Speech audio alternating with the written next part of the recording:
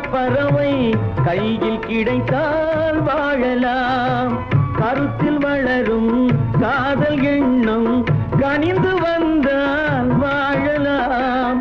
கன்னி இளமை